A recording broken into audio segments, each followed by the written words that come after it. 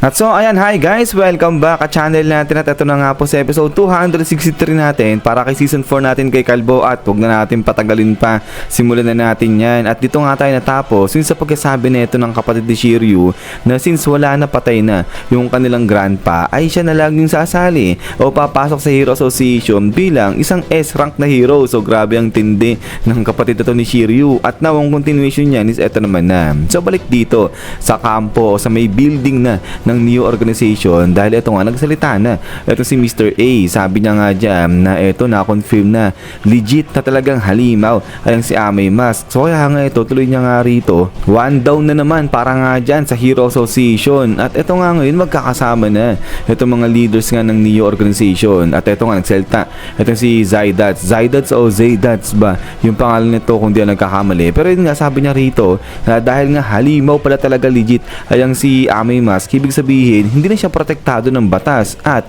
ito nga sa pagpapatuloy niya nawala na ngayon lahat ng kanyang human rights at ang mahirap dito kasi celebrity siya so lahat talaga nawala na sa kanya. At ito salita ito si Axel, sabi niya nga dyan kawawa, but then suddenly ito nga biglang may nag-crash nga rito at ayun napatingin napalingon dyan ito si Axel at ayun nga boom, grabe nakagalit ito si Wavi-chan at ito binanatay niya dyan itong pader at ito nga nag-crack ngayon yung pader. Sabay sabi niya nga dyan na yung si super idol si Amay Mask, yung totoong identity niya pala isa siyang tunay na halimaw.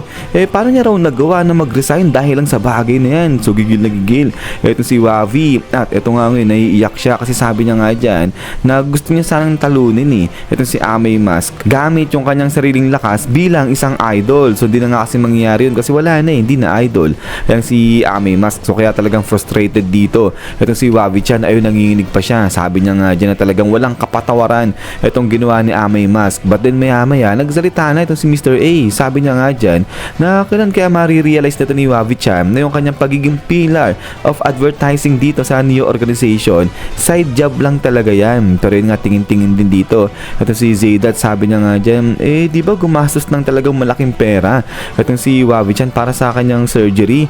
At ayun nga isa bagay naman daw naiintindihan nila ayun si Wavi kasi nga raw tagal niyang nawala 6 months yung kanyang hiatus para nga yun sa pag-enhance sa kanyang katawan at para talunin nga yan si Amay Mask. Tapos ngayon sa pagbabalik niya biglang mawawala na yung target niya, yung gusto niyang talunin. But then ito nga habang nakatingin ito mga to dyan kay Wavi, maya ay biglang lumabas na ulit itong si McCoy. Yan nga nag-hologram na itong si McCoy at ayun nag-clear throat siya. Sabi niya nga dyan na nandito ba lahat ng mga Neo leaders at ito nga ngayon nagsalita si McCoy. Sabi niya nga dyan na talagang huge blow yung nangyari nga dyan sa insidente kay Amay Mask. At ayun ngayon yung Hero Association papunta na sila sa kanilang pagkasira, sa kanilang pagkabagsak. At ito nga ngayon tuloy dito ni McCoy dahil sa malupit na maneuver nila o sa paggalaw nila dyan sa mga politics ganyan, kaya ngayon na-obtain na nila, nakuha na nila yung pinakakailangan nila at ito yung permiso mula sa government. So ibig sabihin yan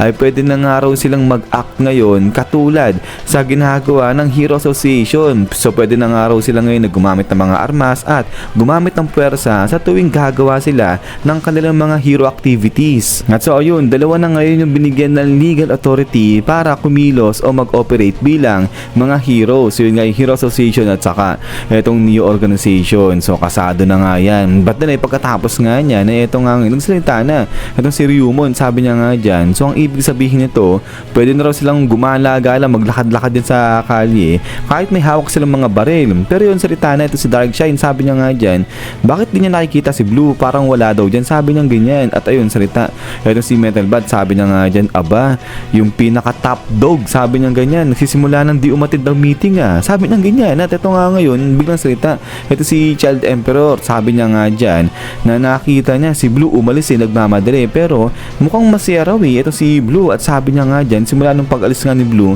hindi nga siya bumalik na. At ito nga ay nabanggit nga raw ni Blue na gagawin niya yung unang trabaho ng Neo Organization, something like that daw. At ito ay yung patayin o tapusin yung pinakasentro dyan nga sa media. At ito nga raw si Sweet Mask. So ito sabi nga ngayon dyan ni Blue papatayin niya o tatapusin niya na ayang si Amay Mask. At din pagkatapos nga niya na ito biglang talon dito kasi tama kasi ito ay nasa pet supply siya ngayon tapos naghahanap siya ng pagkain ng aso. So para yan kay Rover. At din ay pagkatapos nga niyan ay eto balik ulit dito kay Blue dahil ayun hinahanap niya na kung nasaan eto si Ame Mask. So andyan siya sa parang tangke ng tubig na nga na to at eto maya maya ay na-detect niya na kung nasaan na yung si Ame Mask. So ang lupit ng gamit nga nito at eto sa isip-isip ngayon ni Blue. So dito pala pumunta ay ang si Ame Mask sa may ZZT at eto tuloy niya pa nga dyan.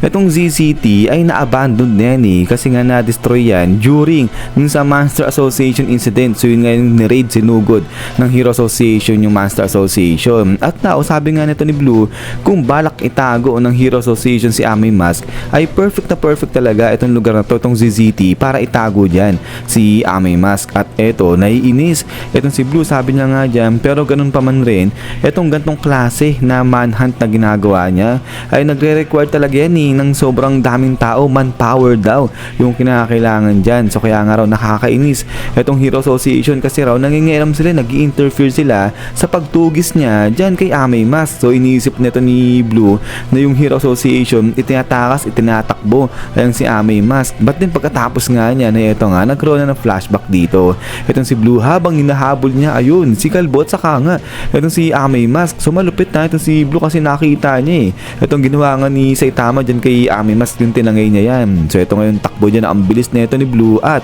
ito ngayon sa isip-isip nga nito ni Blue habang hinahabol na si Saitama, grabe naman daw yung kalbo na yun. Paano niya nagagawa na tumatalon-talon tapos na maintain niya yung kanyang bilis, tapos ito hawak-hawak niya pa dyan, bit-bit niya pa ayang si Ame Mask. So paano raw nagagawa yan ito ni Saitama? So kaya nga ang tanong dito ni Blue, sino raw ba yan? Bakit sobrang bilis yun? So gulat na gulat siya dyan kay Kalbo. Batin maya-maya pa ito nga biglang silabasan na yung mga kuryente rito sa katawan ni Blue. At ito sa isip-isip niya, itong gagawin niya isang beses na lang pwedeng gamitin niya, pero wala na siyang ibang paraan na naiisip kundi gamitin to. At sabi niya nga dyan, kailangan niya nang tanggalin yung limiter dito sa kanyang suit. At pagkatapos nga niya is boom, dito bumuelo na nga dyan etong si Blue. At ito laglabasan na nga dyan yung mga parang kuryente dyan sa kanyang paa at dun sa kanyang mga kamay. At pagkatapos nga niya is pang pang.